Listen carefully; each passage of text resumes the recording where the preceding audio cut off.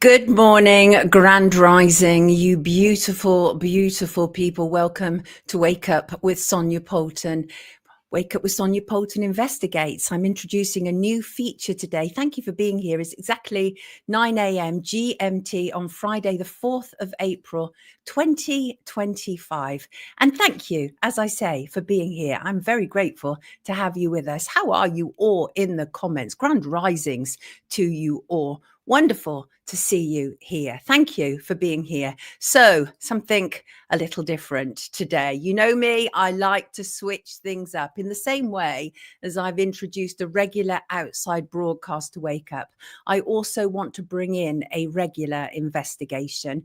3 shows a week do not allow me to do that. But the great thing about me running my own show is I get to decide how to run it. Yay, liberation. And so today's Wake Up is going to be completely different to the usual wake ups in that I'm going to focus solely on one subject, and it's an important one and is in the public interest. It's to do with my research and work into the disappearance of British girl Madeleine McCann. Now, if you don't want to hear a whole show about my research, then at least I've given you the heads up, right? But here's what I want to say, and it may be extensive. I have no idea how long this is going to last. By the end of this, I hope you will have journeyed with me through this experience of unpacking the allegations and lies, the myths and distractions. And regarding the comments, our live comments, I ask anyone commenting, please don't defame any one individual. That is not my aim here. My aim is to tackle a key area of this story that is taboo in legacy media. And I mean taboo with bells on. This is going to be interesting for me. I've got never before seen footage and I'm going in deep. Today's stream is not monetized as I can't restrict myself on this one. And I want you to be able to just watch it all the way through. I don't want YouTube to be able to say she's using this word, she's using that word, bleep, bleep, bleepity, bleep. No. So let's do this. Right. First of all, of course, Madeleine McCann, the world's most famous missing child. I have never, ever believed the official narrative.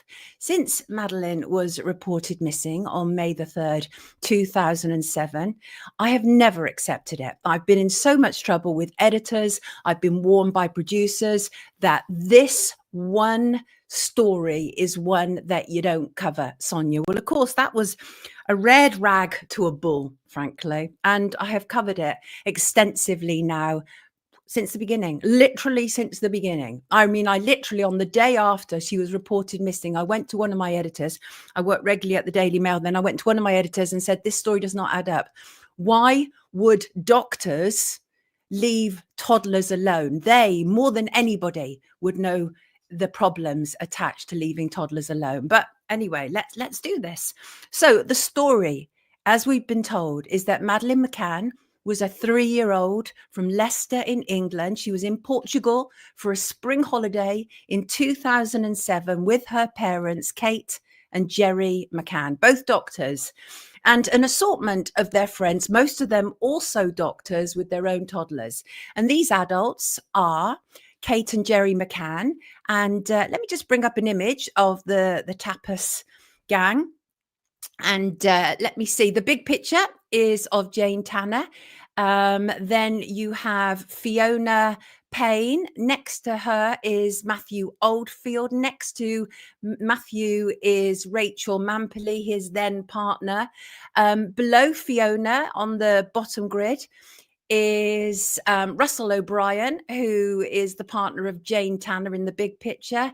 Next to Russell is Fiona's mum, Diane, and next to Diane is Dr. David Payne, probably Jerry McCann's closest friend out of the group. So I made 2 documentaries looking into the disappearance of Madeleine McCann, and I vowed to make a third about one of the issues that has always dogged this case. And I've never got around to it because other topics and projects have taken priority. But today is the day I'm going in and I seek to address this question. Was Madeleine McCann's disappearance at the hands of a predator, or was this a distraction from what really happened? But first, let me address why this wake-up investigation is as relevant today as it was a decade or more ago. 2 words: Operation and Grange. In the early hours of yesterday morning, I received a message from a contact in Whitehall.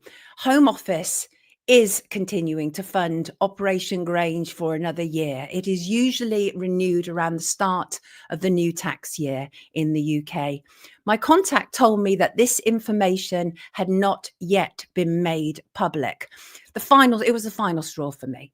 And I think that was what decided this change of direction today. And whether this person is telling me the truth or not is actually immaterial. Operation Grange is a costly farce and it must stop. So let us talk about Operation Grange. It is the British investigation that arose from a review of the Portuguese police investigation. The review launched, interestingly, on Madeleine's birthday, May the 12th, 2011, and the investigation began 2 years later in July 2013. Now, 14 years is a very long time to fund a crime that didn't happen in this country, and for one, that there is no evidence that an abduction took place. Operation Grange is a special government approved project that is funded directly from the Home Office to the Metropolitan Police and is separate from the police's normal budget.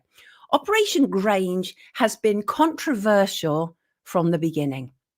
The leading officer, DCI Andy Redwood, at the start said, and I quote him directly, "Neither her parents or any of the members of the group that were with her are either persons of interest or suspects." Now, as an investigative journalist, this is a perplexing statement, not only for me, but for many, seeing as it's a fact that the vast majority of children who go missing do so at the hands of relatives or close friends of the relatives. So to rule them out right from the beginning of the investigation was questionable, but I had to allow for the fact that Operation Grange weren't telling us everything, right? Was it possible that Operation Grange had already conducted what they needed to, already had done their investigations into the McCanns and their friends? Alas, no. Alas, no. Senior Metropolitan Police cop Mark Rowley, and I want to show you this, he confirmed in a Sky documentary that they had done no such thing as to consider the parents or friends. Here's the clip. Check this out. That was dealt with at the time by the original investigation by the Portuguese. So all the material, we're happy that's completely dealt with. So he's saying the parents' involvement, that was all dealt with at the time by the Portuguese. We're happy that's been dealt with. He accepted that all was done and dusted by the Portuguese police. But that was weird because not only had the Portuguese police not cleared Kate and Jerry McCann, but the case went down as Madeleine having likely died in the apartment and a staged abduction had taken place. Now, that was not what Rowley was telling us. You may recognize Mark Rowley, incidentally. Since that clip, he's been promoted and he is now running the Metropolitan Police, and he is the most senior cop in England and Wales. He is the cop around the British so-called riots over last summer who suggested that even saying there is a two-tier law in this country could be illegal. That is Mark Rowley. And Mark Rowley has played a substantial part in this as a senior cop at the Metropolitan Police. So Operation Grange went ahead regardless and without investigating important witnesses. Colin Sutton, who was on with us recently, another senior cop within the Metropolitan Police, a highly acclaimed cop who was responsible for bringing to book Levi Belfield, as well as the Night Stalker and others. I interviewed Colin for one of my documentaries on the Madeleine McCann disappearance. And Colin was mentioned before Operation Grange was launched. His name was mentioned in the News of the World. And a senior cop at the Metropolitan Police rang him and said, if they ask you to do this investigation, don't do it. And I said to Colin, what did you take from that? And he said, I wouldn't be able to look at the parents, right, or the friends. That's a senior cop in the Metropolitan Police warned off from taking over the investigation because Colin Sutton is known as one of those good cops, clean hand cops, right? And but the thing is, Operation Grange is in part the elephant in the room as much as what I'm going to be talking about today. And the Home Office has continued to fund Operation Grange year on year. The last Freedom of Information showed the current Operation Grange spend to 31st of March 2023 was 13,175,806. There is 2 more years of funding to add to that. And that's not all that it has cost to look for a child who almost certainly is not in the world, sadly, to be found. There are immense costs to Portuguese police. It was one of their biggest ever operations. German police, who we'll be talking about shortly, and Leicester police, the force local to the McCanns. So that is why what I am doing today remains highly relevant, because we are told as British taxpayers that we are in a cost of living crisis where one child goes missing every 10 minutes, and yet somehow we are focusing millions on a child for a crime that didn't happen here, and sadly a child that many believe is not alive today, as I say, to be found. So even if my contact is wrong, it's still relevant, because we beleaguered British taxpayers have been funding this British police investigation for well over a decade, and we deserve some answers as to where our money has gone. I suspect that Operation Grange continues precisely so those questions and answers become even more irrelevant with time. Well, I'm here to tell you, not on my watch. Oh, no, not on my watch. I hope you're all well in the comments. Thank you. So back to my main question. Was Madeleine McCann's disappearance at the hand of a predator, or was this a distraction from what really happened? Feel free to add your views in the comments as I talk. So, from the moment that Madeleine was reported missing, the notion that her disappearance was at the hands of a predator paedophile has been the prominent belief. As early as the same night, when she was reported missing on May the 3rd, Jerry McCann called his sister Patricia at 11:30 p.m., approximately an hour and a half after Madeleine had been reported missing to the Portuguese police. 1 year later, Patricia would tell police, Jerry is normally very calm. He has a logical perception of things, but he was hysterical. He was shouting. He mentioned the possibility that she could have been taken by a paedophile. I tried to calm him, but there was nothing I could say to help him. Now, it should be noted, of course, that this is not unique to the McCanns. Indeed, it is a natural, albeit disturbing, thought process in the case of a missing child. Many professionals who work with the distraught parents of missing children have told me this, including for my McCann documentaries.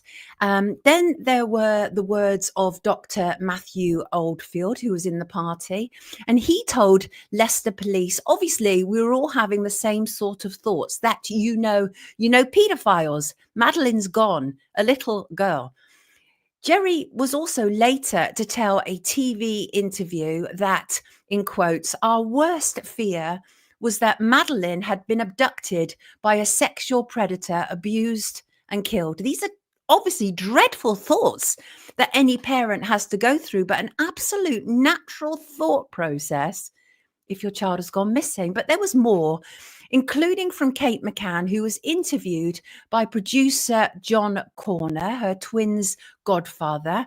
In footage used for BBC Panorama in 2007, Kate, responding to criticism of the McCanns leaving their children home alone while they dined out, said they had been watched over a matter of days. She said, "It's not about us. We were bobbing back and forward several times an hour to see the kids. So, it's not about us. I think that the problem is this predator, basically, who has been watching us, which gives you the shivers anyway, and broken into the apartment and taken Madeleine out of her bed." Jerry was also videoed by John Corner and said something quite similar. He said, "I've no doubt that Madeleine was targeted, and that makes us sick to the core to think that someone was watching us and our daughter and then targeted her. I think the true word is a predator." Obviously, a devastating thought indeed, but how realistic was it? Had Madeleine really been abducted by a predator, or had something else happened to the British tot? Kate pushed this notion even further in her book in a statement that has since repulsed many. It was a confession that unnerved those reading it and confirmed the desperate and depraved nature of her concerns, referring to a walk in Praia de Luz, which is the Portuguese fishing village where Madeleine went missing. Actually, I don't know if it's accurate to describe it as a fishing village, but it's a village in Portugal. And referring to a walk with Jerry in PDL shortly after Madeleine's reported disappearance, Kate asked him if he had any horrible thoughts or visions about their daughter since she had been missing. He nodded yes, and that led to Kate sharing with him, and I'm going to quote here, and I apologise in advance. I don't know if I said at the start, this probably should come with some trigger warnings, because obviously this is about a missing child and we're talking about predators. But anyway, what happened was after Jerry had nodded yes, right, Kate went on to share with him, and I quote, "awful pictures that scrolled through my head of Madeleine's perfect little genitals torn apart." Do you know what? It sickens me even repeating it. I have no idea why a mother would put that in a book about her missing child. No idea at all.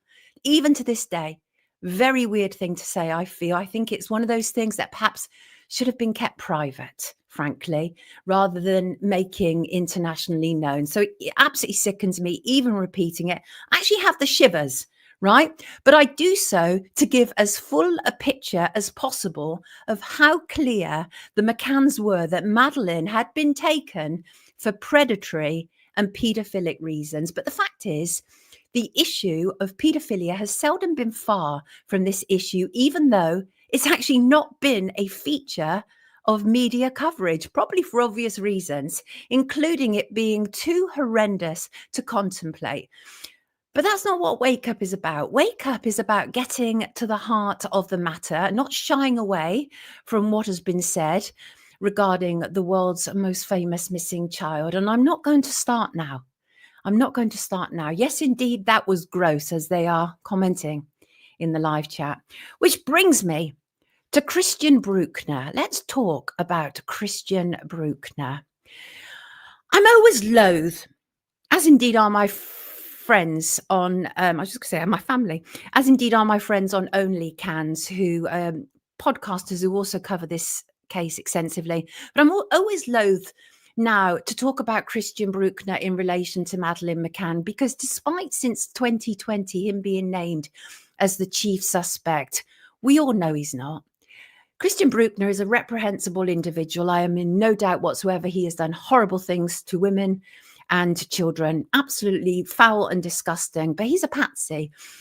German prisoner who the Germans absolutely want to keep inside, and they've done everything they can to attach dear poor Madeleine's name to this man, and they failed miserably. And Christian Brueckner is now on the verge of being released from prison. And despite the fact that even Metropolitan Police cops went to one of the court hearings and shoehorned Madeleine's name into this conversation because somebody who had been in prison with Christian Brueckner reckoned that Christian Brueckner had taken Madeleine. And what's the interesting thing about that is Gonzalo Amaror, who was the original Portuguese police coordinator, actually said some years ago, they will find a German patsy. He actually said that. They'll find a German patsy. And they did. They did everything they humanly could to attach the crime of missing Madeleine to this horrendous man. And they failed. They absolutely failed. And I'm glad to say that. So let's remove him from the screen and let's not sully our hands with that man anymore. Throughout my research, numerous ex-cops have been in touch. There's quite a lot of ex-cops who are interested in this case. One man, a former head of police in England, had been to PDL, inspected the window that Kate claimed Madeleine had been stolen through, and has examined the case throughout since 2007. Now, just to be clear here, today I'm focusing solely and squarely on the predator issues, not all of the discrepancies of the case, of which there are many, including the changing of statements, including the fact it was impossible that Madeleine could have been taken through that window, including the fact that the windows had been cleaned that morning and the only fingerprints on the window was Kate McCann's. So I'm not going to be going into any of that. I'm sticking straight at it with questioning whether Madeleine McCann was taken by a predator. So as I say, throughout this, I've been contacted by numerous cops. And one man, a former head of police in England, as I say, had been to PDL, inspected the window, right? And he was the cop right early on, right early on, who made me aware of a police cat file in Jerry McCann's name. Do you know what a cat file is? A cat file can have several meanings in law enforcement, including community action team. It can also mean criminal apprehension team. In computing, it also stands for CAT log files, a directory of information about data sets, files, or a database. Now, the ex-police chief wrote to me about Jerry's CAT file. And he wrote, and I quote him directly, internet gossip, of course, and nothing concrete, except that the file exists and is mentioned in the PJ files. And the PJ files are the Portuguese police files that are the absolute mainstay for anybody who wishes to look into this case. And I read them very early on. They are extensive. And I had to go back yesterday and refresh my memory with some of the key witness statements in the Portuguese police files. So yes, indeed, Jerry's cat file is actually mentioned. And indeed it is. On May the 16th, 2008, so just over a year after Madeleine had been reported missing, an email to Portuguese police from J.N. Hughes of Leicestershire Police was titled Background Information, Gerald McCann. And it stated, a search of the local section of the child abuse shows a registration number 19309 in the CATS system. A consultation with the DCS from the department in question confirms that this is just a file reference. No work has been done on the basis of this file. An examination of all other police files using a search system does not reveal any information about him.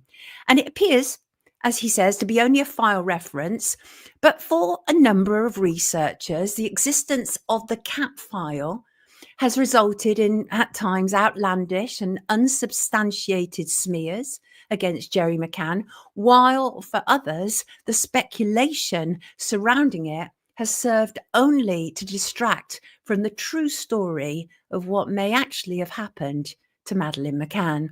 And I sent a letter to the McCanns.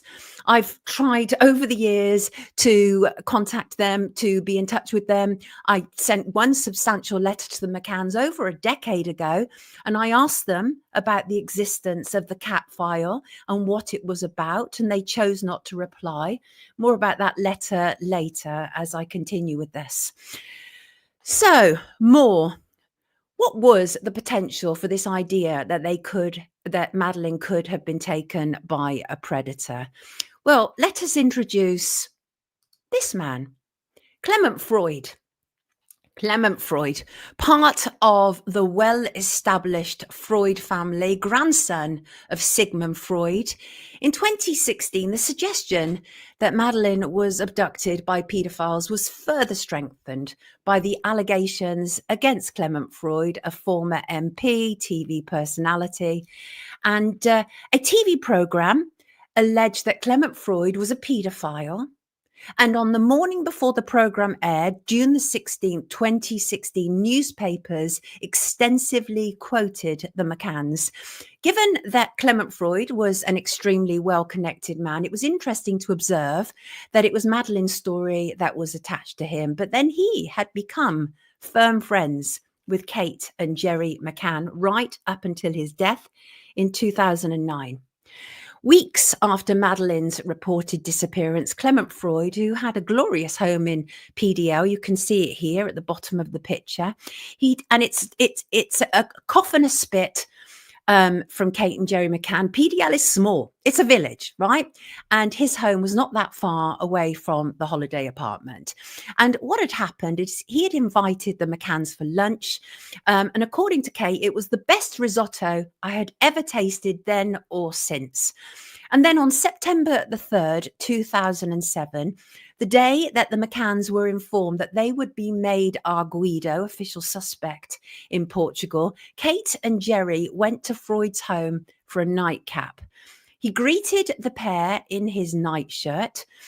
And Kate said, and I'm quoting her directly from her book, he gave me one of his looks and a giant glass of brandy and managed to get a smile out of me with his greeting. So, Kate, which of the devout Catholic, alcoholic, depressed, nymphomaniac parts is correct? This is a really weird thing for anybody to say to parents of a missing child who are still in the village where the child has been reported missing from. It's really weird, and it has that uncomfortable sexual edge to it that should not be featured in this discussion at all. The only reason that he knew the McCanns, so we are told, is because they had a missing child. And yet he felt the need to introduce that really kind of like inappropriate tone to the conversation. And over the following years, Freud and the McCanns kept in touch. And he was actually to act as a constant comforter to the beleaguered McCanns. Clement, according to Kate, and I'm quoting again, had this way of making everything seem a little less terrible. And she included in that the dismissing of the enhanced victim recovery dogs, Eddie and Keela, that had alerted to cadaver and blood in the McCann's apartment, on Kate's clothes, on Madeleine's cuddly toy, and in a car hired by the McCanns. And Clement Freud reassured Kate during an evening visit that the McCanns made to his house. He said, "So what are they going to do? Put them on the stand," he was referring to the dogs. "One bark for yes, two for no." He was right, of course, Kate would later note. It was ridiculous. Let me just get this straight before we move on. And I say I'm focusing only entirely on the predator issue. But it's not ridiculous that Eddie and Keela, they were exemplary dogs. Their handler was an exemplary handler, Martin Grimes, so exemplary that he was used as a witness in American court cases, even when the bodies of murdered people had not been found. Eddie and Keela were beyond question at the absolute top of their game as EVRD dogs. So it wasn't ridiculous that they had alerted in the apartment. And I think it is interesting that Eddie and Keeler went in all the apartments of the McCanns and their friends and only alerted in the apartment where Madeleine had been reported missing from. So British media and the dared pedo, which brings me round to Clement Freud again. British media loved this new angle of had Maddie been taken for paedophile Freud? One story, which ran in several newspapers, including The Sun and the Daily Mail, sought to connect Freud and expat Robert Murat, who lived close to where Madeleine was reported missing and had at one time, like Kate and Jerry McCann, been declared an arguido in the PJ's case. And there was an absolute media spin around this, right?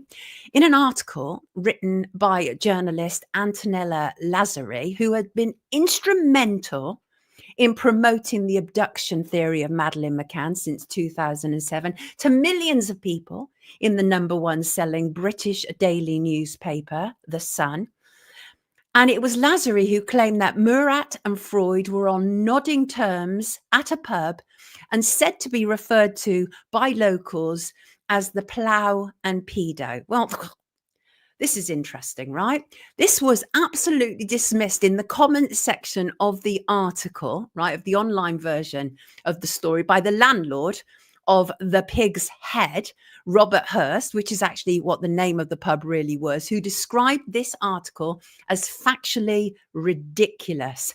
Mr. Hurst wrote about his encounter with the journalist. When asked if Clement Freud had been a regular in the pub, I told them that he had been here once, at least 20 years ago. Further, when asked about Robert Murat, I told them that he had also been in here once about 8 years ago. How they then managed to connect the two of them is another piece of nonsense. Now that, Kate McCann, is what nonsense is. Nonsense reporting, right?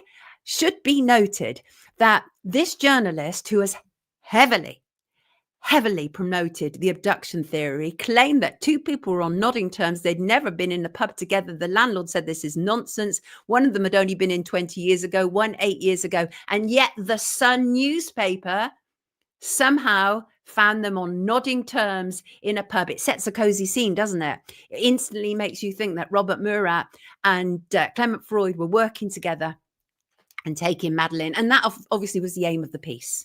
Yes. Now, the Freud allegations were a problem to Clarence Mitchell, the McCann's very powerful, at least he was then, media spokesperson. And here he is. Let's bring him in. Because no story, no retelling, no investigation into Madeleine McCann is complete without acknowledging the role of dear Clarence Mitchell. Here he is. There's Clarence Mitchell next to Kate McCann and obviously Jerry McCann. That's at one of their very many media conferences. And here's what was difficult for dear old Clarence, who had become their official spokesperson very quickly. He was part of Labour's media monitoring unit in the government. By his own admission, his role was to keep certain stories out of the press. And he was considered at one time more powerful over British media. And he was chosen to go out to Pradelus and represent Kate and Jerry McCann. He wasn't their first spokesperson. I cover that much more extensively in one of my documentaries, and you can see what happened and how much money was thrown at these people.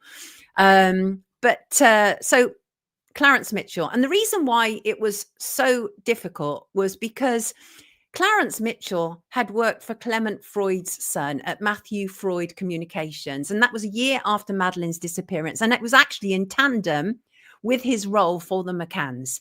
And it was a sticky predicament he found himself in. Even a fantastically adept spinmeister such as Clarence Mitchell would struggle to make both sides of a war look like the victim. His 12-month contract with the communication giant ended in 2009, but nonetheless, the significant power of the Freuds in England could not go unnoticed. And before I continue with that, I want to just show you a clip from a video. This is me doorstepping Clarence Mitchell. He was running to be Member of Parliament for Brighton and Hove. He was up against the Greens, Caroline Lucas. And I had tried over a period of numerous years to get hold of Clarence Mitchell. And he'd not responded to any of my emails. I've asked numerous questions. I've done my due diligence around this case. I've gone to all the people who have to answer questions, and he'd always refused. So I took my opportunity to ask him about his involvement. And here's that clip. Mr. Mitchell, hello, my name's Sonia Poulton. I wanted to speak with you. Can I have a quick word? No, because I'm not. Well, the problem is I actually have questions from the general public. Indeed, but that's well, they not want to relevant know. to tonight. Well, no, it is. They want to know why a family of a missing child would require a PR machine. Why would they require that, Mr. Mitchell? Require it because of people like you. Is that right? So I think you got. Oh, I've just disappeared from the screen. There we go. Let me just see where I am. So I think you got that right. And that is, I asked, why would the McCanns require a PR machine? He said they require it because of people like you. Absolutely. What he really meant to say was they require it because pain in the arse journalists like you who refuse to accept the official narrative. And I can happily report that Clarence Mitchell did not become a member of Parliament on that night. And but that opened up a whole new chapter for me because his influence was such in media that I was starting to get dropped by people. I was asking too many questions.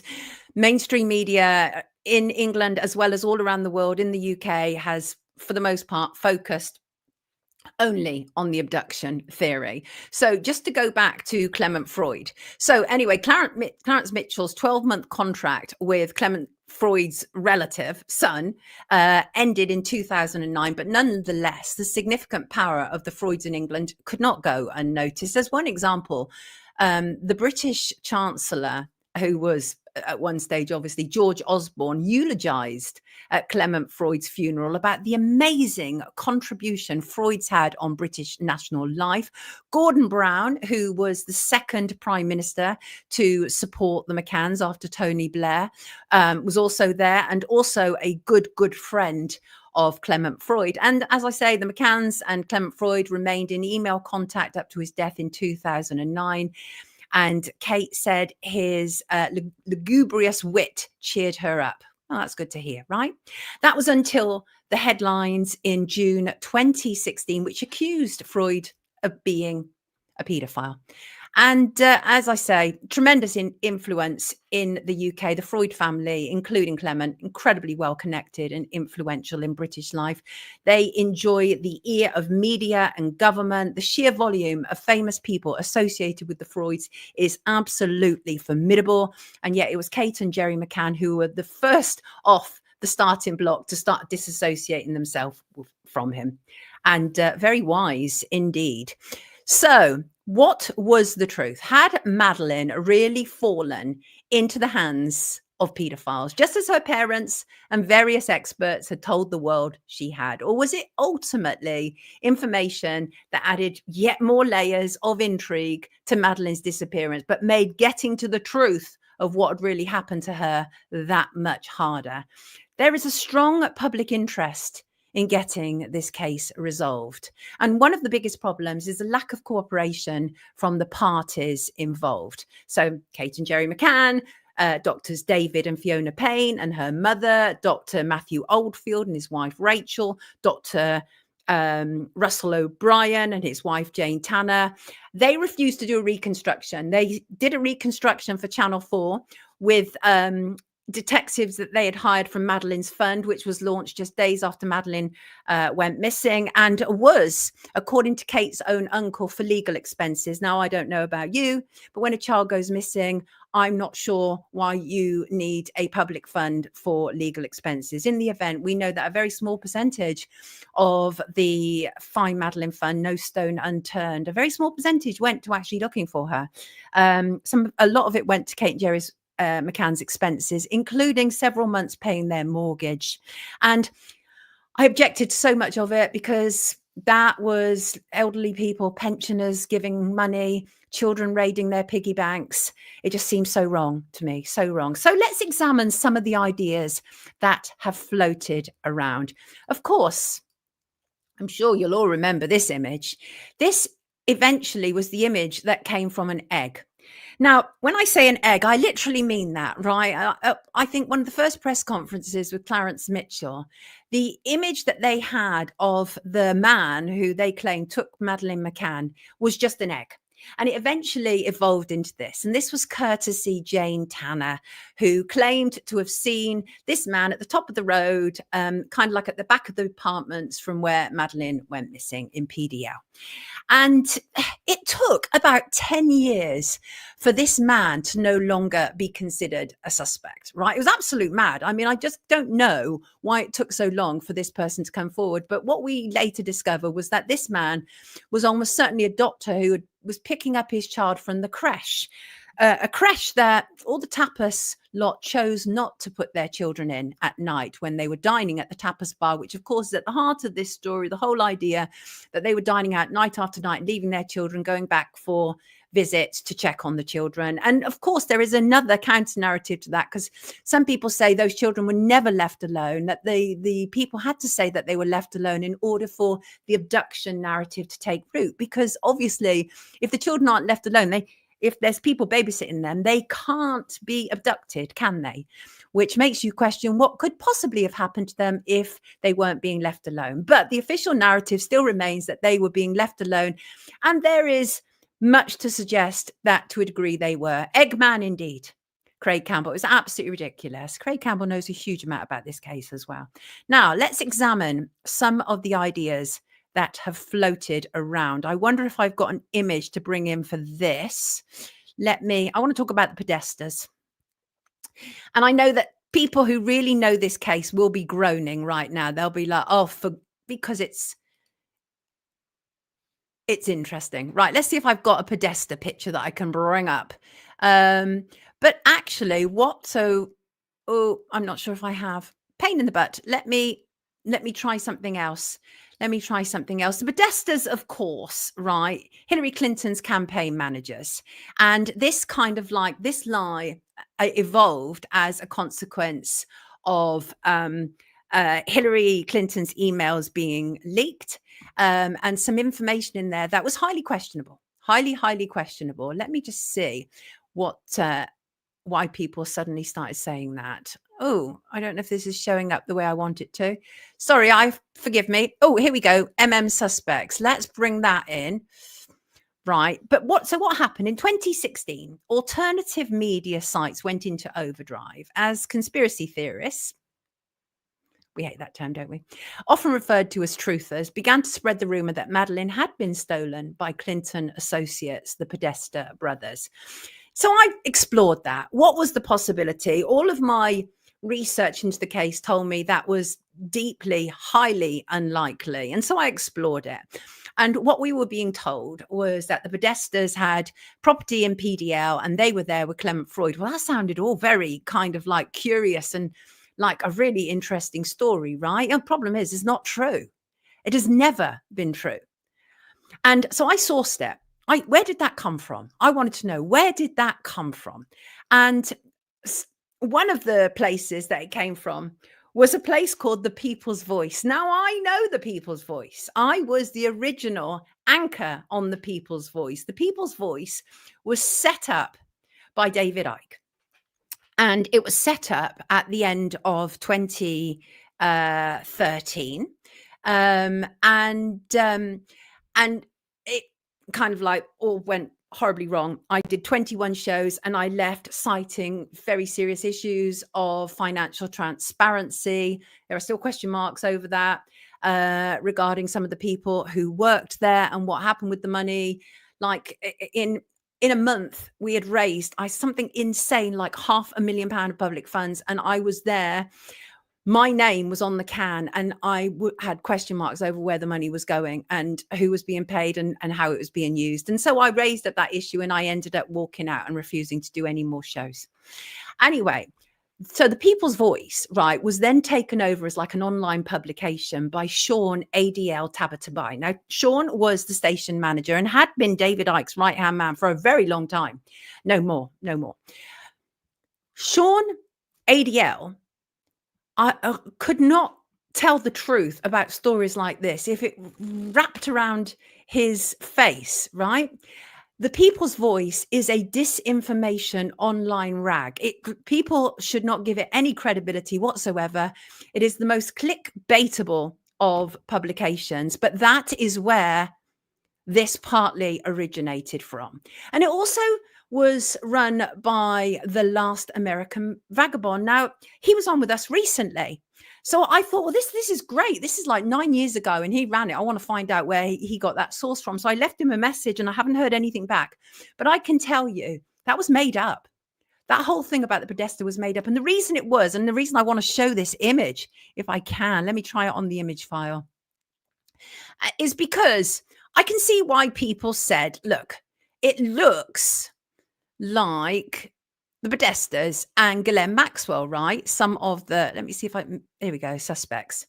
This was released as part of a TV program. This was the appeal. And many people said, these are Podesta brothers involved here. Ghislaine Maxwell is involved, etc. And the thing about this case, you don't need to add anything else to it. It's mad enough as it is. So just for your information, Jerry McCann is also not part of the Red Shoe Club, right? I've been sent that picture 1 trillion times. That is not Jerry McCann wearing red shoes and surrounded by various people, right? From the American establishment. That is not Jerry McCann. As I say, this case is already wild enough and involves so many different elements. We don't need to add anything to it that doesn't need to be there. And actually, in fact, the imagery that was confused with being the Podesta brothers was actually based on a sketch that was the outline of which was supplied by Martin Smith, the Smith family, who had seen a man carrying a child around the time that Madeleine was said to have gone missing. And Martin Smith said he was 60 to 80% certain that the man carrying the child was Jerry McCann. And yet somehow that imagery has now been taken to mean the Podestas. It's not. It absolutely isn't. But what is there any kind of validity to the idea that Madeleine was taken and trafficked? Well, I've talked to a number of people about this, and some say yes, and some say absolutely no. And I'm going to start with the person who said yes. And that was Andrea Davison, a former intelligence officer who worked for the British government during Tony Blair's tenure as Prime Minister. And she claims there is a reason to believe that Madeleine was indeed the victim of international paedophiles. Davison is in my film Paedophiles in Parliament, and she's been on the run since whistleblowing against members of Parliament when she testified at the Scott inquiry about the selling of arms to Iraq. And she talked to me from her hideaway in South America, and she said, and I want to quote her directly, intelligence suggests that Madeleine McCann was ordered, much as normal people order a pizza. Governments are silently hiding a hidden epidemic of missing children, the sexual abuse of children under 7, and the children stolen, trafficked, and used in the child abuse image trade and in snuff movies. And an email from British police to Portugal later in 2007 seemed to support this suggestion that Madeleine was stolen to order and trafficked. The police outlined that, in quotes, somebody connected to the group had facilitated Madeleine being ordered for a paedophile ring in Belgium after, in quotes, the purchaser agreed that Madeleine was suitable. The other person that I talked to about this and doesn't believe that that is a feasible notion is American criminal profiler Pat Brown, author of Profiling the Case of Madeleine McCann. She's worked with police departments on missing children's cases. She remains skeptical about the trafficking theory. She certainly did when I got this quote from her several years ago. And according to Brown, the case simply does not bear the hallmarks of such an incident. Pat is in both of my documentaries, I believe. And I'm going to quote her directly. She said, "You don't want the police breathing down your neck. There's just a lot of cute little kids out there that you can grab, from parents of drug addiction or prostitution, from poor parents, from neighborhoods where they aren't even going to bother doing an investigation. You don't say, Oh, look, here we have some vacationing British doctors staying in a nice resort. Let's go kidnap their child and cause an international incident. That's absolutely stupid. Absolutely stupid, said Pat.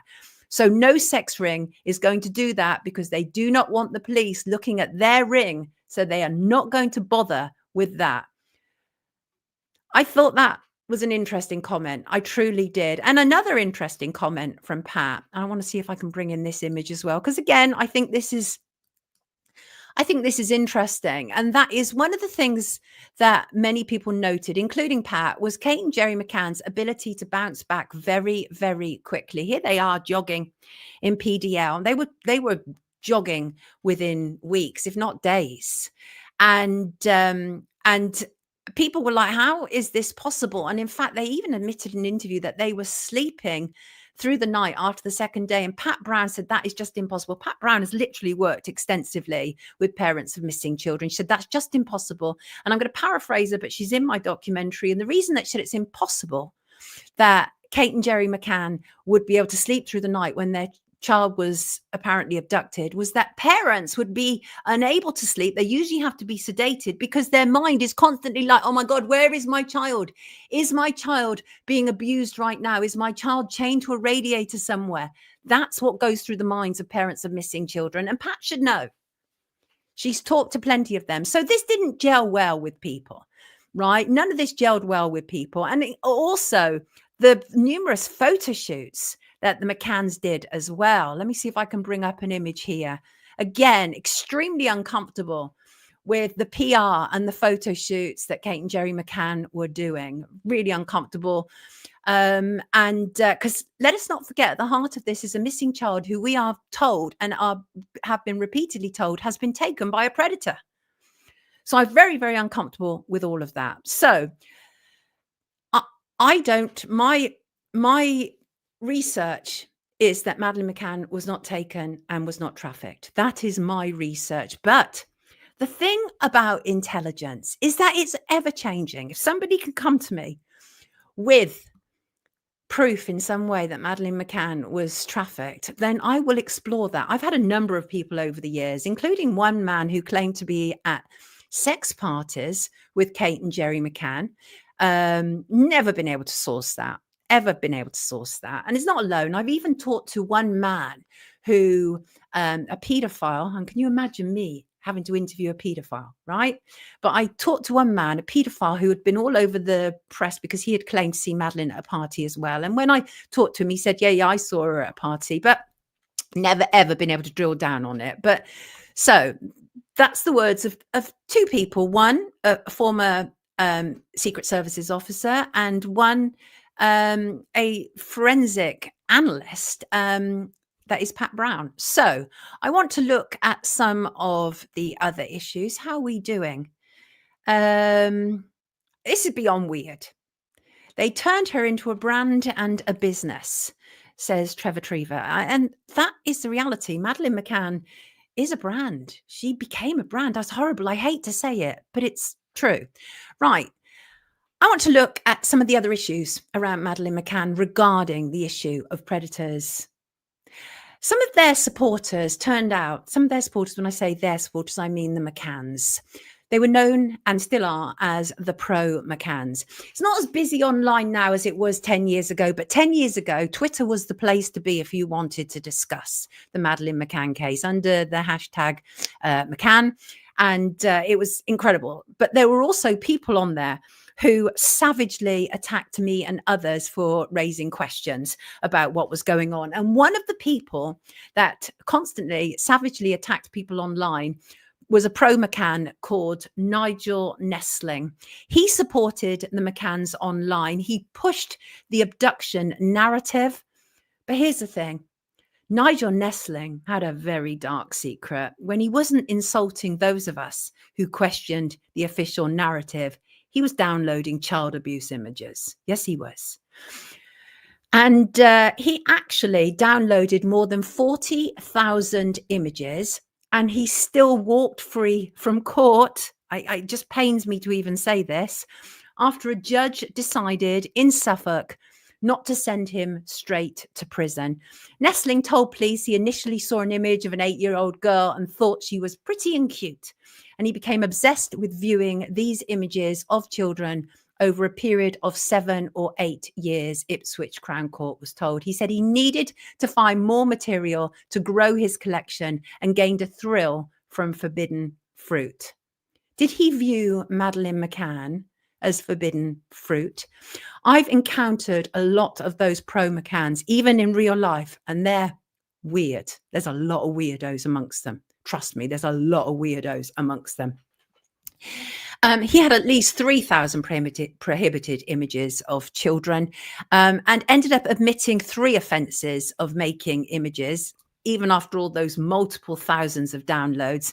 And he was given a 16-month prison sentence, suspended for 12 months, and ordered to do 150 hours unpaid work in the community. He was also ordered to take part in a 35-day rehabilitation activity program, ordered to sign the sex offenders register for 10 years. He was also made the subject of a sexual harm prevention order.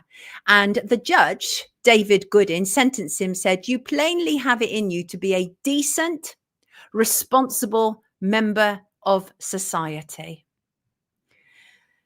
Tell me, what part of what he had heard about Nigel Nestling made him a decent, responsible member of society? And that, of course, is part of the problem. Madeleine McCann was born in a country that doesn't take issues of child abuse seriously. It hurts me to say it, and that's one of the reasons why I feel the need to talk about this. That is the reality, yes. And I also, in talking about this, I want to remember a good, dear person, a decent person who commented on this case. Dear Peter Hyatt. I've interviewed Peter a number of times. His work with Richard D. Hall was groundbreaking. It really was. The analysis of Kate and Jerry McCann's statements was formidable. I'd never seen anything like it before. And I think it opened up a lot of people's minds. And dear, wonderful Peter had commented on an image about Madeleine that many of us felt very uncomfortable. A lot of the images that Kate and Jerry McCann put out were actually sexualized images, and people had a problem with them. Let me see if I can bring in this particular image and what Peter, our dear Peter, had to say about it. Let me just see if I can find it. No, not there. Let me just, it's important I find it. So this was an image, I'm sure many of you have seen it. Some believe it was taken in PDL. It's a Madeleine with her head back like this. If you actually zoom in, you can actually detect what appears to be bruises on her cheek. She's wearing blue eyeshadow. I have to find it. I want to find it.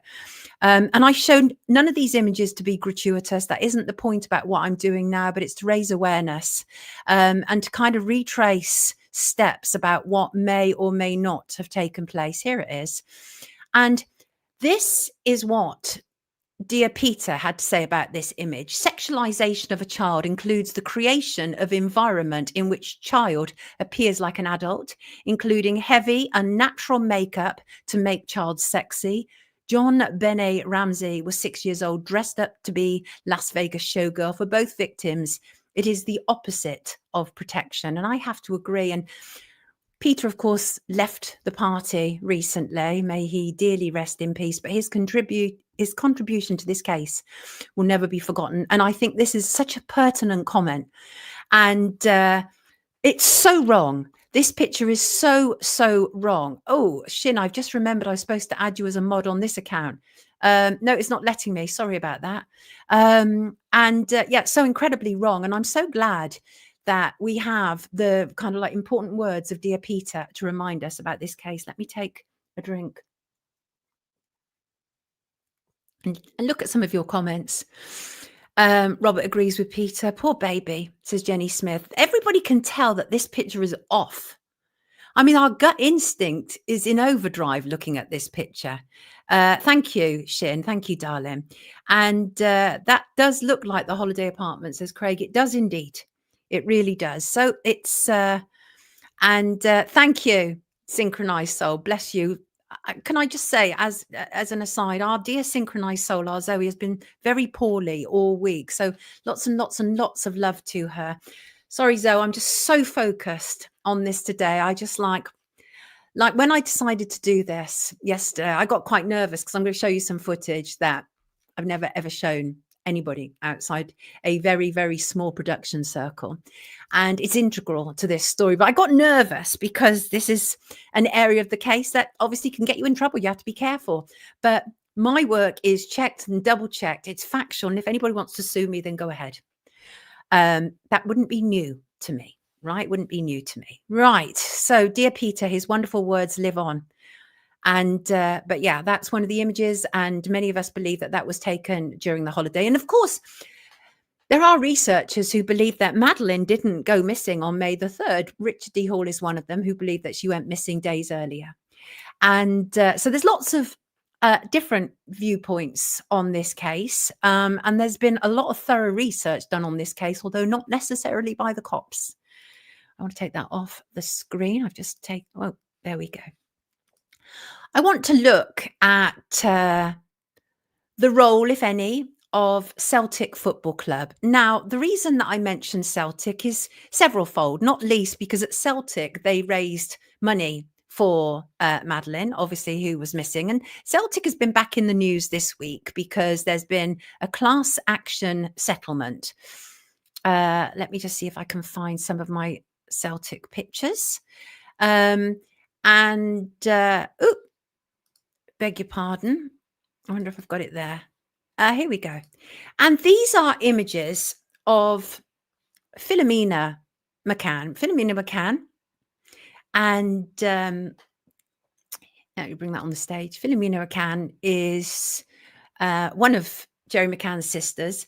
Philomena McCann loved the limelight in the early days, but here she is with Alex Salmond, who also, of course, former First Minister, no longer with us. And Celtic Football Club gave a great deal of support to the disappearance of Madeleine McCann and in the hunt for her. And as I say, this week, Celtic have had to admit that they were linked to Celtic Boys Club, where extensive abuse of young boys was conducted, although some people still deny that there is a link. And I suppose in part, Celtic got involved, not least because Jerry McCann is Scottish, but also because Jerry McCann was a club physio at Celtic during the 90s. And so I think there's nothing more for me to say there. I don't believe that Celtic Football Club was involved in the disappearance of Madeleine McCann, but it's another question mark around the kind of whole issue of support from establishments that may be considered predatory in some ways. Right, let me do that. Now, one of the people, I don't have an image of her, one of the people who is often considered by people online as part of the research from the police statements is Yvonne Warren Martin. She's a child protection officer who was in Portugal at the time of Madeleine's disappearance. And she felt compelled to give several statements to Portuguese police after going to the Portuguese village. She'd heard that Madeleine was missing the morning after. She went to PDL. She met the McCann. She offered to help. Kate described the encounter with Yvonne Warren in her book, and clearly she was unimpressed with the social worker, described her offer to help as an inappropriate intrusion. She goes on to say that Warren would pop up several times in the day and months to come. And to quote Kate, I still don't really know who she is or what she was trying to achieve. Well, she's somebody with a history. And the thing is, what's weird is that she'd given Kate and Jerry McCann documents to show who she was. And if a child goes missing and you've got somebody from back home who knows the culture, knows the language, knows the terrain, and they rocked up and offered to help, I think you'd take their help, no? So, but Kate was absolutely scathing about Yvonne in her book. And clearly, Miss Warren, despite her very best intentions of wanting to kind of like alleviate the woes of Kate and Jerry McCann, had served only to inflame them. And Kate literally like dismissed her in this, as I say, a scathing manner as she could. In spite of that, Warren's name and her fears are still a regular topic on forums and on social networks. As Jerry said at the Leveson inquiry, I don't mind if anyone purports a theory. Well, let's look at that, shall we? Yvonne Martin lives in Portugal. She lived in Portugal. I don't know what her whereabouts is now, but this is her when she gave statements to the police. She lived in Portugal for part of each year. She learned about the McCann case from news reports. She decided to go to PDL to seek out the parents. And the police in PDL took her to the parents, who were standing with friends in the street. And as we've discovered, Kate did not take well to her, said so in her book. But Yvonne Martin claimed to recognize a member of the group, but she couldn't place from where. The police report states at around 0900 hours, she met the McCann couple next to the apartment from where the child had disappeared, accompanied by a third person, a male who seemed quite familiar to her. The third person of the group appeared to be an intimate friend of the family, as he was the one who, when the media arrived, began to explain what was happening and answering questions, thereby saving the couple from this upset. Afterwards, she further confirmed his closeness to the family when she saw him taking care of the couple's twins, also small children. She identified herself and presented her credentials. So again, and this is all from the police statement. So again, why Kate would be so scathing and dismissive is questionable, right? She immediately began talking to Kate about Madeleine, and she noted that Kate was obviously visibly upset with the situation. Obviously, it's literally a matter of hours since you reported your child missing, right? And during the conversation, Kate was said to have said to Yvonne that she did not understand why a couple had abducted her daughter. So right off the bat, Kate and Jerry McCann are full of ideas, and quite definite ideas about what had happened to Madeleine, including a couple abducting their child, which again, of course, gave kind of like some credence to the idea that somehow the Podestas and Glenn Maxwell were in PDL and taking Madeleine, right? Because there was this idea of a man and woman involved. However, this third individual, right? This third individual that was involved overheard the conversation between Yvonne and Kate and interrupted Miss Martin and took the McCann couple away from her. This same individual came shortly afterwards to tell her that the couple did not want to talk to her any further and did not require her help, an action that appeared quite strange to her. And who was this individual? This individual was Dr. David Payne. I want to show you an image of Dr. David Payne. I know we've got them in with the whole Tapas gang, but I've got a separate one. Let me bring in a separate image so you can know exactly who I'm talking about here. Let's just line that up.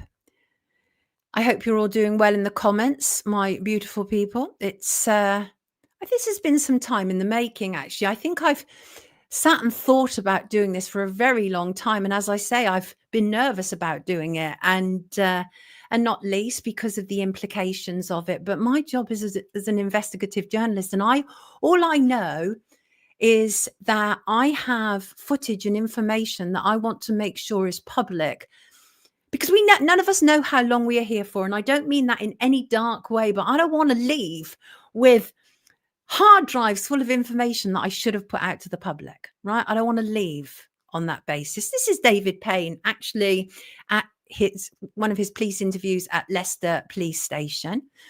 And Yvonne Martin's statement continues. She said that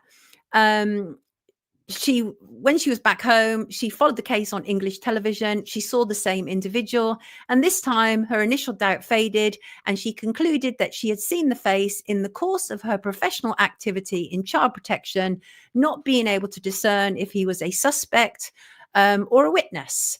Now, obviously, Dr. David Payne is exactly that, a doctor. So he could have been involved back in the UK with any number of kind of child protection issues. So that could have been where Yvonne Warren knew him from. And to be clear, right at this moment, right, there is no suggestion that Dr. David Payne is either an abuser or involved with the disappearance of Madeleine McCann. But Yvonne Martin claimed to recognize him but couldn't place him. And so that was only the only relevance, but there is more, as you will see shortly. And so then what happened was Yvonne returned to give a second witness statement later in the year.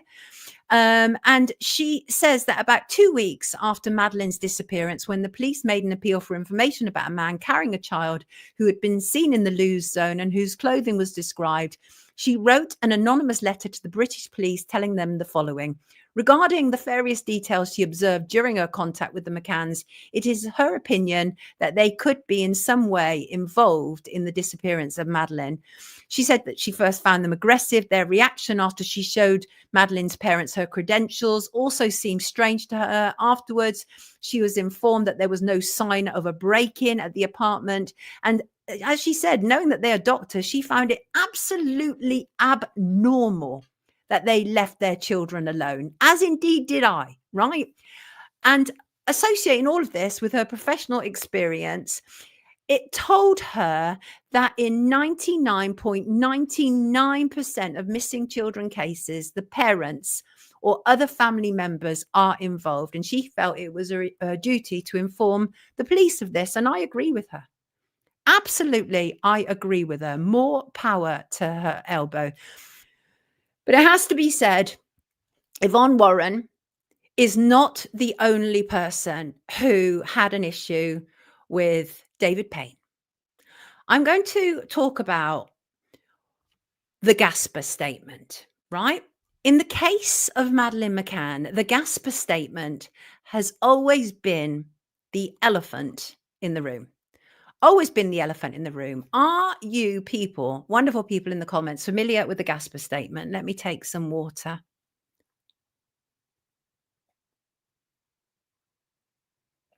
Yeah, we're going to get to that, Craig.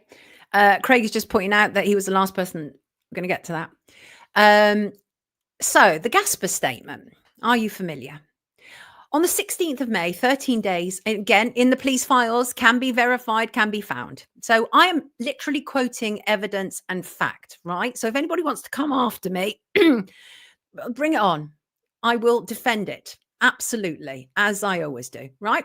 So the Gasper statement on the 16th of May, 13 days. So on the 16th of May, 2007, 13 days after Madeleine was reported missing, the Gaspers, husband and wife doctors like the McCanns, gave a statement to police. This was Katerina and Errol Gasper. Katerina's statement read, I give this declaration in relation to the McCann family who are currently in Portugal. So began a devastating testimony from Katerina Gasper. Mother of two, Katerina had first met Kate and Jerry McCann at their wedding in Liverpool in 1998. Her husband, Errol, had attended Durham University with Kate in 1987. And from the McCann's wedding until 2007, the Gaspers and McCanns had holidayed together. And according to Katerina's statement, got to be close friends. They met up about 3 times a year, spent weekends together. The Gaspers were living in Birmingham. The McCanns were in Leicester. It's kind of like in the same area in England, like Middle England, right? Not that far away. And at other times they spoke on the telephone, if not in person. So they were friends enough. They were decently friends enough. And her police statement detailed a holiday in September 2005, which included herself, her husband, their 2 daughters, the McCanns, and their 3 children. And Matthew Oldfield and a pregnant Rachel Mampeley. There was also another couple, the Golds, and David and Fiona Payne, and their then 1 daughter were also there. So Fiona was pregnant on a holiday. Jane Tanner and Russell O'Brien were originally due to go on this holiday, but as Jane was in the late stages of pregnancy, they decided not to go, right? As with the Portugal holiday, it was Dr. David Payne who had organised the trip. The family stayed in a large communal house in Majorca. Katerina's statement goes on to say it was fun during the first 2 or 3 days. Probably around the 4th or 5th day, there was an incident that stuck in my mind. I say this because I have thought about the particular incident I'm about to describe many times since then. It was while the adults were dining on the patio one evening that Katerina claims she witnessed an alarming exchange between Jerry McCann and David Payne. And I'm quoting directly from her statement now. I was sitting between Jerry and Dave, and I think both were talking about Madeleine. I can't remember the conversation in its entirety, but they seemed to be discussing a particular scenario. I remember Dave saying to Jerry something about she, meaning Madeleine, would do this. While he mentioned the word this, Dave was doing the action of sucking one of his fingers, pushing it in and out of his mouth, while with his other hand, he was doing a circle around his nipple with a circular movement around his clothes. This was done in a provocative way. There seemed to be an explicit insinuation about what he was saying and doing. I remember being shocked by that. I always felt it was something very weird and that it was not something anyone should say or do. I looked at Jerry and also at Dave to gauge their reactions. I looked around as if saying, did someone else hear that, or was it just me? The conversation stopped for a moment. Then we all began conversing again. So had Katerina perhaps misunderstood who or what they were discussing? She claims that this was not an isolated incident. She continues, moreover, I remember Dave doing the same thing on another occasion. In saying this, I want to mention once again that it was during a conversation in which he was talking about an imaginary scenario, although I'm not sure. He again stuck one of his fingers in and out of his mouth, and with the other hand, he once again drew a circle around his nipple in a provocative and sexual way. I think he was referring to the way she, that is, his daughter, would behave or what she would do. In the statement, Katerina is unsure if the second occasion occurred in Mallorca or several weeks later when they were dining in a Leicester restaurant with the McCanns and the Paynes. Either way, she said it was the second occurrence that made her take it more seriously. Her statement continues in a damning fashion. I remember thinking whether he would look at my daughter and other little girls in a different way than I or others do. I imagined that he had perhaps visited internet sites related to little children. In a word, I thought that he could be interested in child pornography on the web. During our holiday in Mallorca, each parent would bathe the children in turn. I was keen to stay near the bathroom if Dave was bathing the children. I remember I said to Savio, which is the husband, to be careful and to be close if Dave was helping to bathe the children, and my daughter in particular. I did this, which was stay near the bathroom if Dave was bathing the children, quite obviously because hearing what he said had troubled me, and I didn't trust him bathing A, which was their first child. When I heard Dave say this for the second time, it reinforced what I had already been thinking concerning his thoughts about little girls. During our stay in Mallorca, Dave and his wife Fiona and their daughter used to take Madeleine with them for the day in order that Kate and Jerry could rest a bit and had time just for the twins. I wasn't worried about Madeleine's safety because Fiona and another female adult were there as well as Dave. As already referred to, I was only with Dave and Fiona on one occasion after we were on holiday together, and I have not spoken to them at all since that time. But here's the thing. She then goes on to say, the first time I heard the terrible news regarding the disappearance of Madeleine McCann on the radio, my thoughts raced immediately to Dave. And her husband's, so this obviously is Katerina talking, her husband Errol's statement supports the incident, although not the finer details of it. He actually said, during the period we stayed at the villa, I remember a gesture made by David Payne. I do not remember the context of the conversation between David and Jerry, but I do remember seeing David use his left index finger to rub his nipple using circular movements whilst he put his right index finger into his mouth, touching his tongue. And he continues saying, I remember that when I saw this gesture, I immediately thought it to be in very bad taste, independently of the context of the conversation they were having. We were sitting around a white plastic table in the villa. I don't know if anyone else saw the gesture, apart from my wife, Katerina. After this gesture, we did not notice any others. And as far as I know, The gesture was not repeated. We never commented on this gesture during the rest of the holiday, and I thought no more about it. Errol Gasper goes on to say that he did not witness David Payne behave in an inappropriate manner with Madeleine or with any of the other children. And the last time the Gaspers had seen the McCanns was a couple of months before making the statement in March 2007, when Kate, Jerry and their children came to the Gaspers' home for a first birthday party for their child. So these were friends. These were friends. So a lot of it was shocking. And Katerina, so Errol went on to say on the morning of 4th of May, 2007, Katerina saw the news about Madeleine on television. We were very shocked and worried given that they were close friends. It was during the days following the news of the abduction that we discovered that Fiona and David Payne were also with them in Portugal. It was at this moment that Katerina showed concern at the gesture made by Dave in Mallorca in 2005. Katerina remembered that when Dave made the gesture, he was referring to Madeleine. Now, people have categorically stated that 100% Jerry and David Payne were talking about Madeleine, but that is not the truth. That is not, the witness statement does not bear that out. She believes they were talking about Madeleine. And Errol said that regardless of the context, the whole thing was deeply inappropriate. So I searched the files, as you do, right? And I could find no record of David Payne or Jerry McCann being interviewed about the Gasper allegations. So this was like early on in my research. I was like, what? Well, that doesn't make any, how can they not?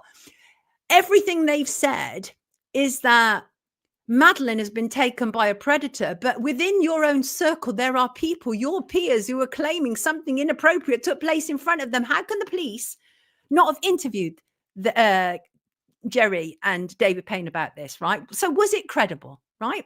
The Gaspers were known to the Paynes and the McCanns, and they were doctors as well. This was not somebody from working from a local shop who had come to tell the police.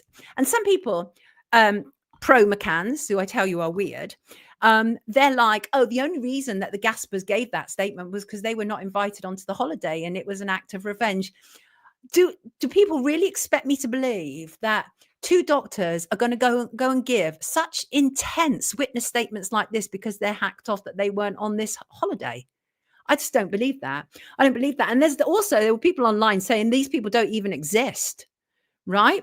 These people don't exist. There's Katerina Gasper, Errol Gasper. These people don't exist. Well, I can tell you that 100% she does, because on October the 23rd, 2014, I traced her. I traced her to a doctor's practice in England. It was just after 9 a.m. when I spoke with the receptionist. She asked what I wanted to talk to Dr. Gasper about. I explained it was private. And I was informed that Dr. Gasper was out, but my message would be passed on. Anyway, Katerina Gasper rang me at 1:15 p.m. that day. I explained about my research. I said to her, I'm making a documentary. I told her I was aware of the statement that she and her husband had made to Leicestershire police. I asked her if I could interview her about it, and she was terrified. I am telling you, Katerina Gasper was not only is she absolutely real, but she was terrified. She said to me, sorry, I am going to have to end this call right now. Bye-bye. She put the phone down, and I've seldom in my work heard somebody that scared. But the fact is, I was no further forward. So the logical next step, obviously, was to request an interview with the Paynes, right? After all, the Gasper statement was in the public domain and therefore not illegal or obstructive to Operation Grange to ask questions about it. So let me just bring in this imagery, if I may. How are you all doing in the comments? It's quite intense what I'm doing here today, obviously, but I think these things are important to do. Like, as I say, I don't want to die with this information in me, right? Thank you, Beasley. I appreciate that very much.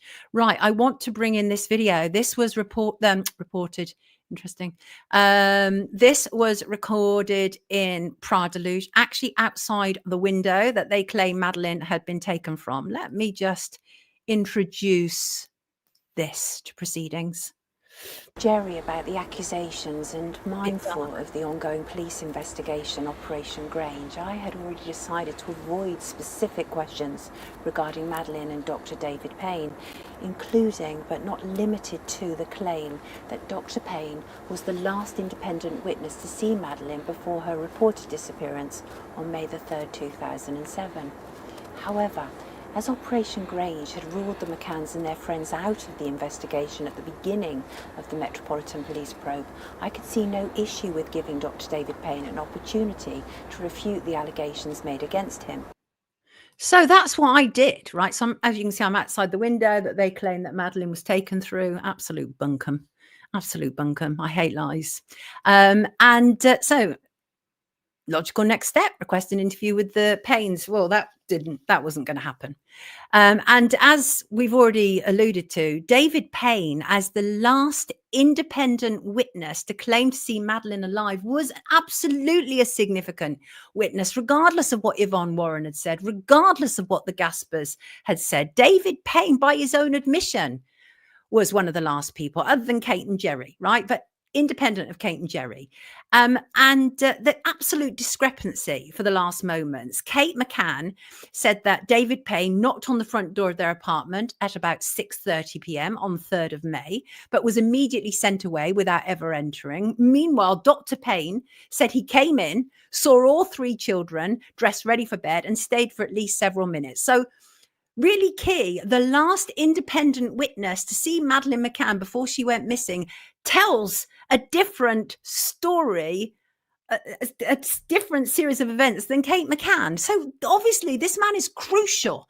So I've been through David Payne's police interviews many times. I've already read both of David Payne's statements. The first was conducted by the Portuguese. It had been translated by dedicated online volunteers working for the website, the PJ Files, and more power to their elbow. There are some brilliant people who have been doing this work for a very long time because they know that the official narrative sucks, right? The second statement, a word-for-word statement taken a year later at Leicester Police near David Payne's home, revealed a man who actually almost inarticulate. He spoke in vast streams of words, unhindered by punctuation or pauses, long, languid sentences that made for difficult reading. Such was the awkward flow of his thought process. It did not feel natural at all. And David Payne, according to his Leicester Police statement, is the type to use 20 words when 3 might suffice. And I always have a problem with people who are overly wordy because it often feels like they're hiding something, right? It's a well-known fact amongst psychologists, right? And I'm just not suggesting David Payne was, I'm just saying he used a lot of words. But his statement, I'm going to bring up this image again, his statement was also weird, right? The way that he described Madeleine. So first of all, Gonzalo Amaral, the original police coordinator, had described David Payne as enigmatic, and it should be pointed out, it took Leicester Police from May, when the Gaspers gave the statement to them, until the end of October for them to send to the investigating team at Portuguese police, and after Gonzalo Amaral had been removed from his position, right? How can it take, so that's June, July, August, September, October, 6 months it took to send these statements where doctors are accusing the father and a man and a doctor who was there of behaving inappropriately in their comments regarding who she believed to be Madeleine. And yet it took 6 months for Leicestershire Police to send to the investigating team. Bit odd. I want to read you some of this statement, right? So the cop says, okay, I'd like you to describe Madeleine to me, what sort of child she is, and you know how you see her. So David Payne replied, and there's lots of ums and ers in this as well. I'm not going to read all of them because I'd be here all day. So he said, Madeleine's a very striking, beautiful child. I'd almost, if I want a better phrase, call her doll-like. You know, she was very, I think, very unique looking child. She's got very pretty, blonde hair in a bob. She was quite petite. And, she was very bubbly, very, she was a very good child to interact with. She was very bright. You could have a lot of fun with Madeleine. And you know how she was, Kate and Jerry's, pride and joy. They'd had a lot of trouble conceiving, with IVF. and everything. And, you know, Madeleine was their miracle. She was obviously very unique with the fact that she got the, you know, the iris defect, the coloboma in her eye. But, you know, she was certainly a happy-go-lucky child. You know, she would interact with the other children very well. As I said on the other earlier recording, and it should be pointed out that the first recording at Leicester Police Station was said to be unusable of David Payne. So they had to do it again. Right. So he said, I said on the other earlier recording, you know, she played very happily with his child. And, you know, indeed, the other children, she was, you know, she is a very beautiful child and good fun. Weird statements. David Payne, in many respects, though, it has to be said, was no different to the rest of the holiday group in referring to Madeleine as if she was some sort of ethereal being, right? But a lot of their wording, you know, kind of angelic and all of that, doll-like, weird. It's weird. But perhaps that's what happens when a child disappears. And people feel the need to offer superlatives as a way perhaps to comfort the parents. Jane Tanner described Madeleine as lovely, very friendly, very active, playful and intelligent, even though by her own admission, she knew the McCanns the least of all the holidaying couples. But the Gasper statement, despite being witness statements rather, have never been a feature of the investigation. Right. And David Payne was not asked about the Gasper statements in his police interviews. Over a 4-hour interview on April the 11th, 2008, DCS Messiah, interesting name, failed to ask David Payne anything about the Gasper statement, according to the statement released in accordance with Portuguese law, even when the subject of the previous holiday was raised. And this concerned me because, first of all, as I say, Leicester Police had failed to deliver the Gasper statement to Portuguese police in a reasonable time, as well as failing to adequately address the Gasper statement in their police interview with David Payne. So I did what all journalists do, and that is I sent a Freedom of Information request to Leicester Police on May the 7th, 2015, and I asked for information pertaining to the statement of Dr. Katerina Zacharias Gasper, given to Leicester Police on May 16, 2007. And I mean, why not, right? Given the serious allegations and the fact that child exploitation online protection had become involved weeks after Madeleine disappeared, which is a whole other story. That was then run by former RUC cop Jim Gamble. Jim Gamble is considered an authority on child safeguarding. Well, he became heavily involved in this case. He went out to PDL.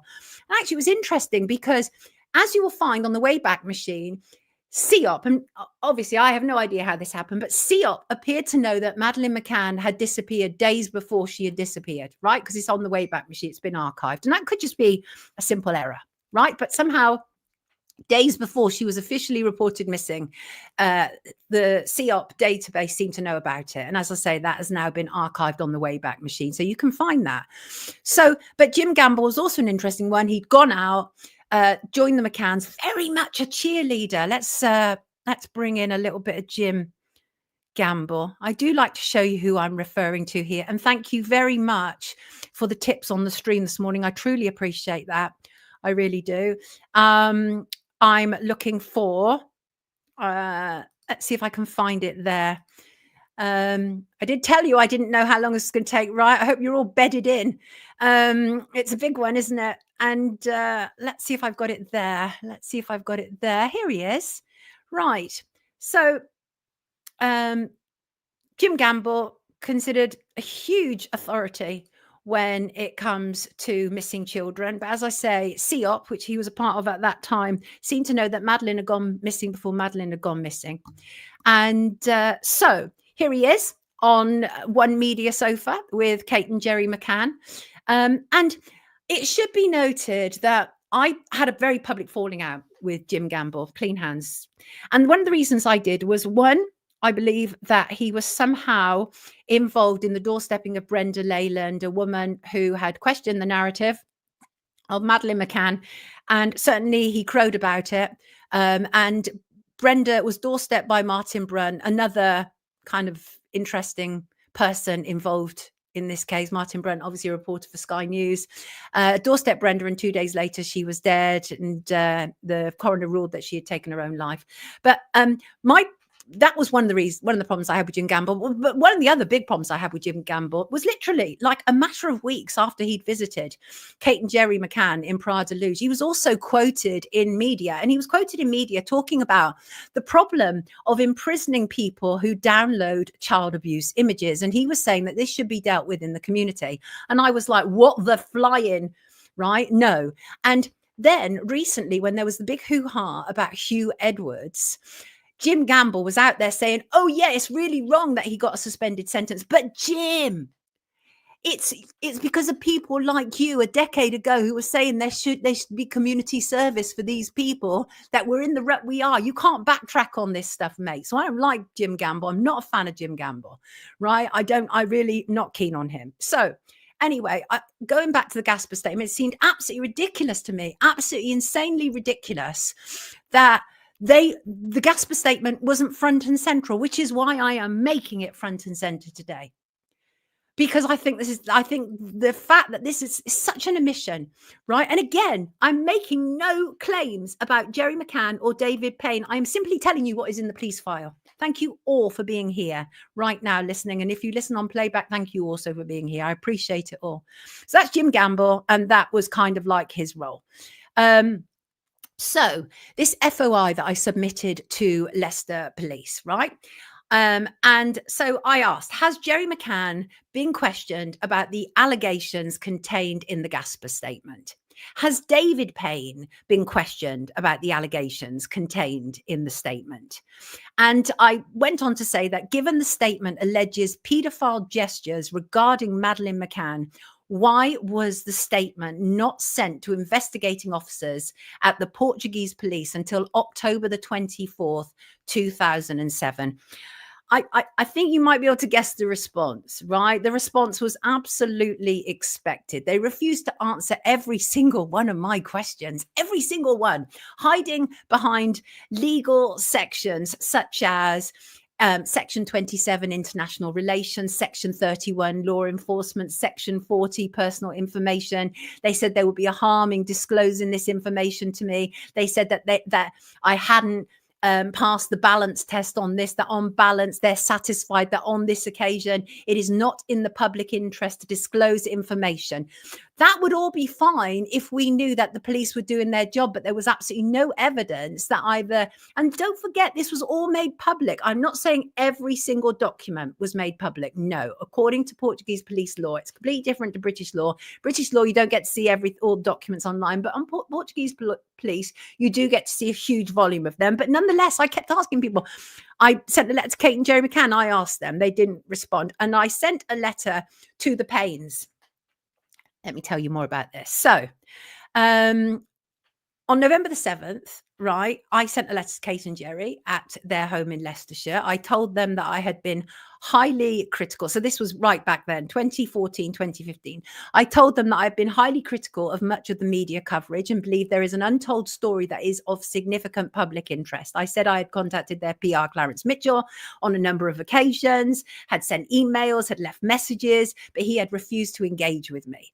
I told them that there was a significant body of people who questioned the abduction, and I believe it is my responsibility as a journalist to present those questions directly to Kate and Jerry McCann.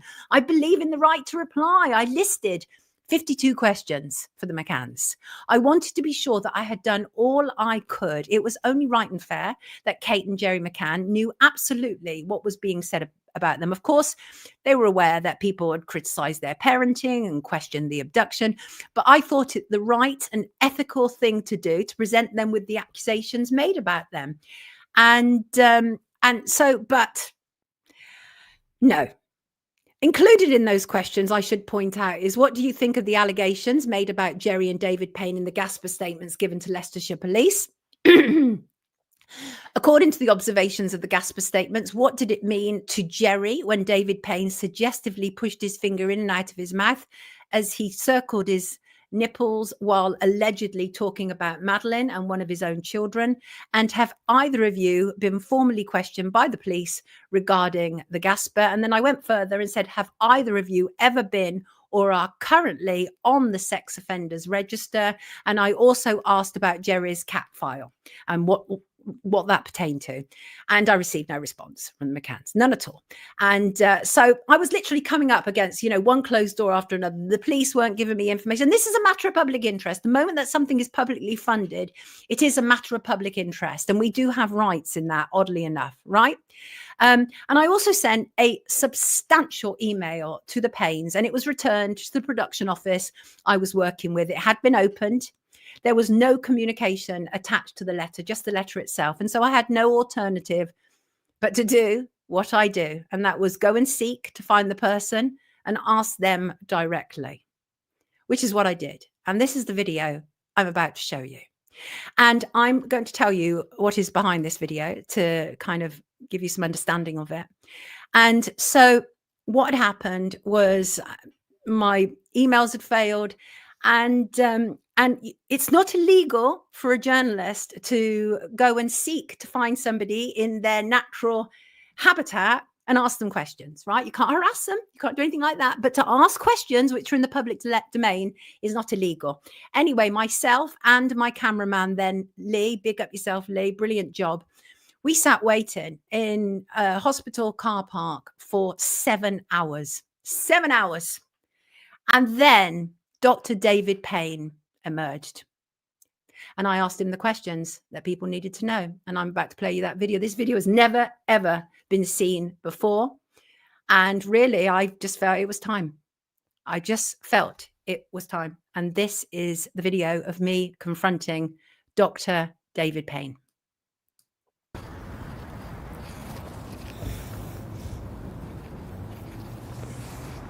Are you good? Okay. I'm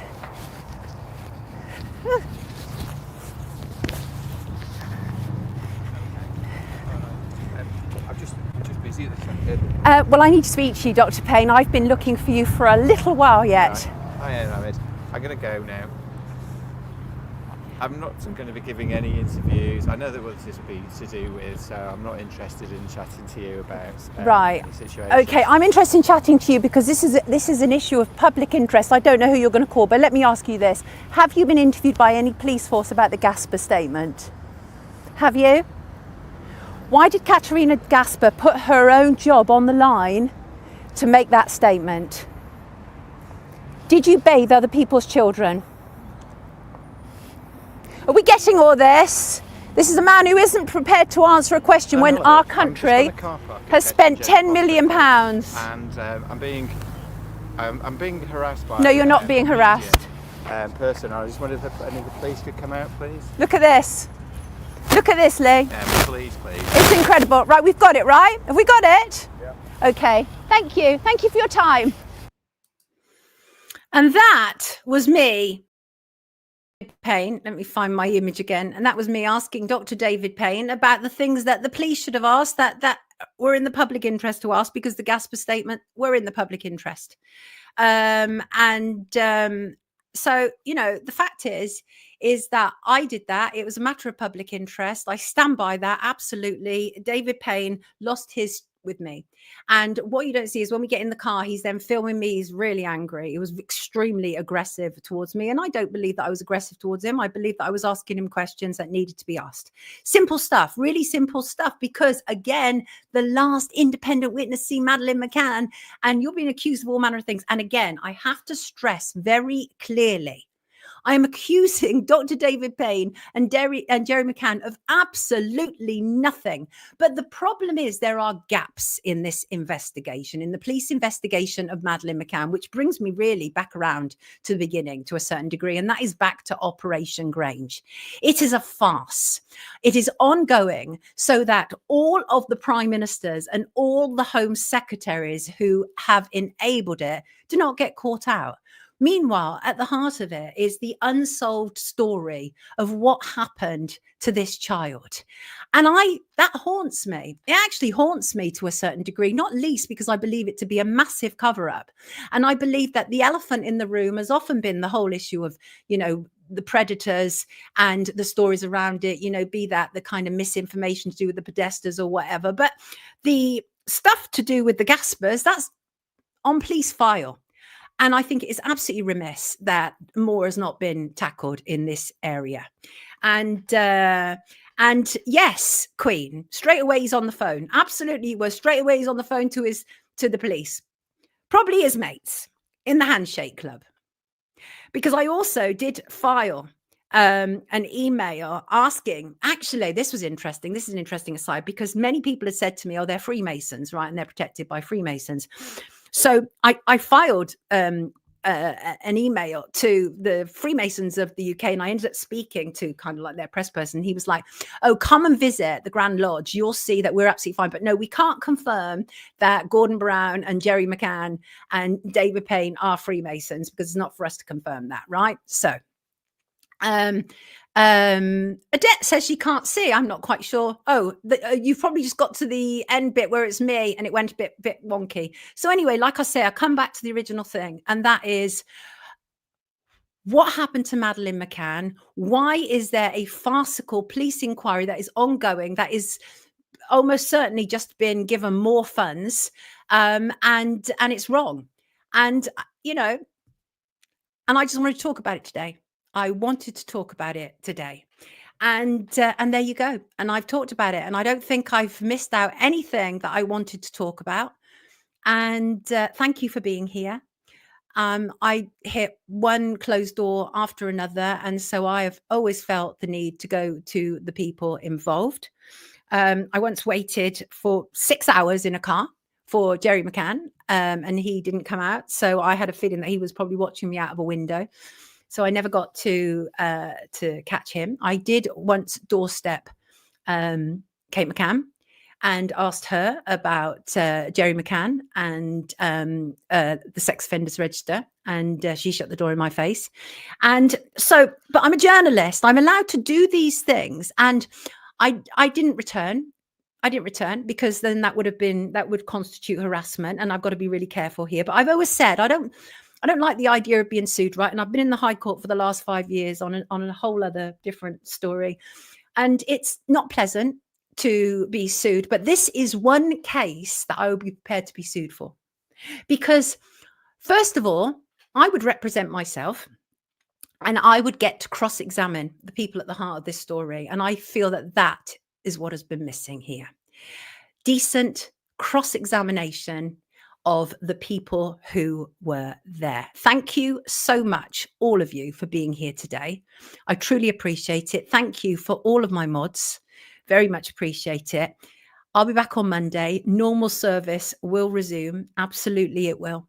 And please let me know what you think about this idea of introducing a monthly investigation along with our regular shows. I just think it's really important to shake things up and keep things moving. But I do have so much footage. And a big shout out, by the way, thank you very much for all of the tips that you've given me this morning. I truly appreciate it. A big shout out to the people who had funded my Madeleine McCann documentaries, because I received no funding other than people coming forward. And there was Dave Eden, an ex-cop, and he was a whistleblower, and he had funded my trip to Praia de Luz, actually on both occasions.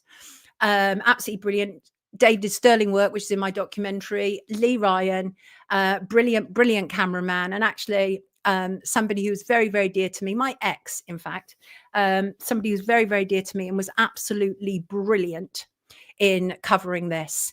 And thank you. Thank you, MB. And thank you, Adette. I really appreciate all that. I love you too, Shin. I thank you very, very much. And I'm off. I just want to say thank you for being here. It's time to end the farce. Take good care of yourself. I will see you Monday. Lots of love to you.